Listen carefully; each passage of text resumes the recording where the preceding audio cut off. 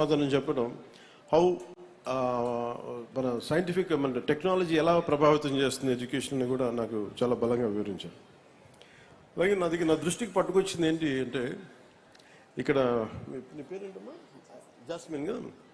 Jasmine ఇందాక చెప్తుంది ఏంటంటే, మాకు స్కూల్కి గ్రౌండ్ సరిపోవట్లేదు, గ్రౌండ్ లేదు అసలు. ఇంతమంది పిల్లలకి దాదాపు 1600 మంది ఉండేవాళ్ళు. పుల్లారావు గారు చెప్తే ఇప్పుడు 800 మంది పిల్లలు ఉన్నారు, 800 పైచిలకే ఉన్నారని చెప్తా ఉంటే, అసలు ఇంతమంది పిల్లలు ఆడుకోవడానికి స్థలం లేదు, సరిపోదు. అలాగే లైబ్రరీ చూశాను. సో దీనికి నేను ఎడ్యుకేషన్ మన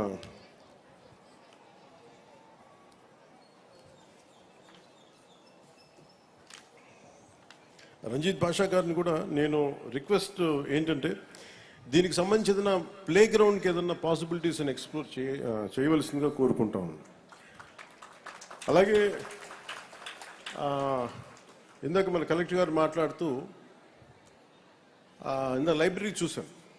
లైబ్రరీ చూస్తే చిన్న లైబ్రరీ ఉంది, దానికి బీరువాలన్నీ ఉన్నాయి, కానీ లోపల పుస్తకాలు అంటే ఇంతమంది ఇన్ని వందల మంది విద్యార్థులకు సంబంధించిన పుస్తకాలు లేవని అనిపించింది. అలాగే కంప్యూటర్స్ చూస్తే ఎలా నేర్చుకున్నారంటే, ఒక 10 కంప్యూటర్స్ ఉన్నాయి. వాటికంటే నేను నా వైపు నుంచి నేను మీకు ఒక ఫుల్ లైబ్రరీ మీకు డొనేట్ చేస్తాను. ఎందుకంటే మీరు స్కూల్లో నేర్చుకునేది ఒకటి, అధ్యాపకులు చెప్పేది ఒకటి, మీరు స్వంతంగా మీరు పుస్తకాలు చదవటం. ఎంతసేపు కూర్చోబెట్టి ల్యాప్టాప్స్లో కూర్చోవడం, ఫోన్లు చూడటం.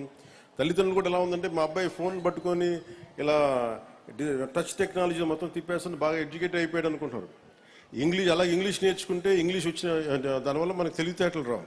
ది క్రియేటివ్ కెపాసిటీ, ఇన్నోవేట్ చేయగలిగే మైండ్, ఇవన్నీ రావాలి అంటే మటుకు చాలా మల్టీ టాలెంట్స్ కావాలి మనకి. మల్టీ టాస్కింగ్ చేయాలన్నా. అందుకని దానికి మనం స్వయం శక్తితోటి చదువుకోవడం అనేది చాలా ఎసెన్షియల్. అపార్ట్ ఫ్రమ్ మన పిల్లలు మన టీచర్స్ నేర్పించేది కాకుండా.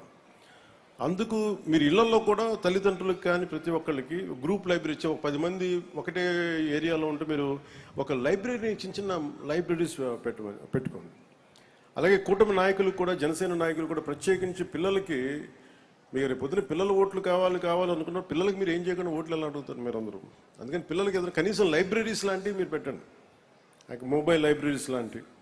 అందుకని నేను నా సైడ్ నుంచి మీ లైబ్రరీని, నేను ఈ స్కూల్ని నడిపితే ఎలా ఉంటుందో అలాంటి లైబ్రరీ మీకు నేను మంచి పుస్తకాలు పంపిస్తాను మీకు. అది ఇంగ్లీషు, అలాగే మీకు 3 భాషలు వచ్చు. మీకు ఆ 3 భాషలకు సంబంధించి మీకు ఒక హిందీలో మీకు ఒక రామ్ధారీ సింగ్ దినకర్ లాంటి ఒక గొప్ప రాష్ట్ర కవిని మీకు చదివేలాగా ఒక హిందీ పుస్తకాలు, తెలుగు పుస్తకాలు, మంచి ఇంగ్లీష్ పుస్తకాలు, ఇవన్నీ నేను మీకు సెలెక్ట్ చేసి దాదాపు నాకు బడ్జెట్ తెలియదు కానీ అంటే మీ లైబ్రరీ నిండిపోయేంత పుస్తకాలను కొత్త బీరువాలు కూడా పంపిస్తుంది దానికి.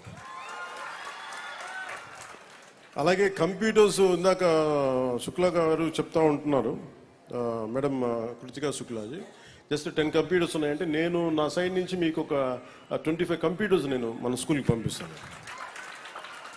ఇవన్నీ చేసి పెడతాను.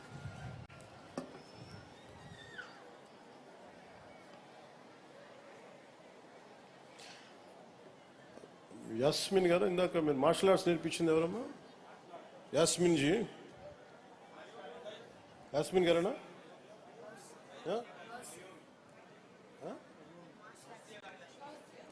గౌసియా. ఇందాక పిల్లలకి మార్షల్ ఆర్ట్స్ చేశారు గౌసియా గారు. మార్షల్ ఆర్ట్స్ నేర్పించిన ట్రైనర్ శ్రీ గౌసియా గారు, మిస్ గౌసియా.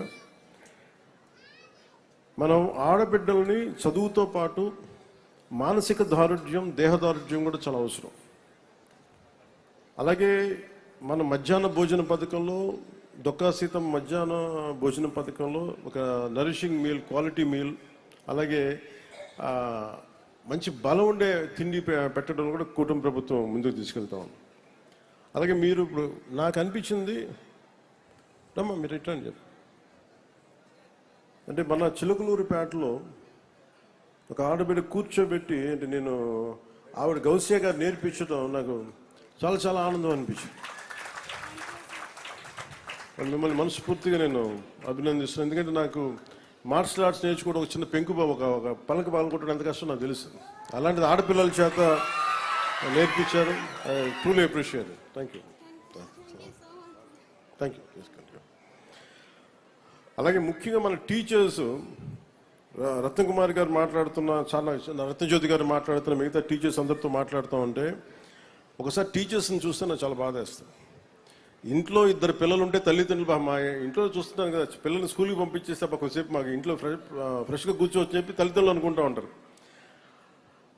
అలాంటి ప్రతి తల్లిదండ్రులు వదిలేసిన బిడ్డని టీచర్ చూసుకోవాలంటే టీచర్కి వెళ్ళండి. వాళ్ళ ఇంట్లో బిడ్డల్ని అక్కడ వదిలేసి ఇక్కడ కూర్చొని వీళ్ళ అరుపులు, వీళ్ళ కేకలు, ఒక్కళ్ళు కాదు ఇద్దరు కాదు, కనీసం క్లాస్ రూమ్కి 30 మంది ఎంతోమంది ఉంటారు, వీళ్ళందరూ అరుపులు కేకలు పట్టించుకోవాలి, అలసిపోతారు.